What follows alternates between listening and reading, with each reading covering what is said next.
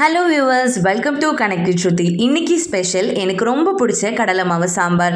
வாங்க எப்படி பண்ணலான்னு பார்க்கலாம். அடுப்பில் பேன் வச்சுட்டு எண்ணெய் ஊற்றி கடுகு, உளுந்தப்பருப்பு, கருவேப்பிலை, அதுக்கப்புறமா வெங்காயம், அதுக்கப்புறமா தக்காளி, உப்பு, மஞ்சள் பொடி. நான் இன்னைக்கு காரத்துக்கு வத்தப்பொடி தான் யூஸ் பண்ணுறேன். நீங்கள் இதில் மிளகாய் கூட யூஸ் பண்ணிக்கலாம். ரொம்ப டேஸ்ட்டாக இருக்கும்.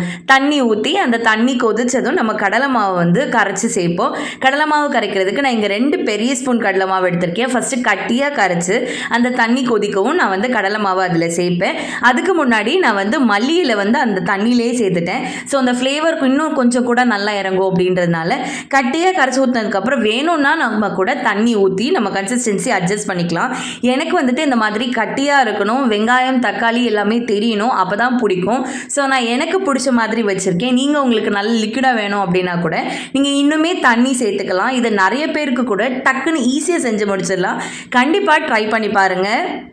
இட்லி, தோசை, பொங்கல்னு நீங்கள் எதுக்கு வச்சு சாப்பிட்டாலும் நல்லா இருக்குங்க. வீட்டில் ட்ரை பண்ணிவிட்டு கமெண்ட் பண்ணுங்கள். தேங்க்ஸ் ஃபார் வாட்சிங். பாய்.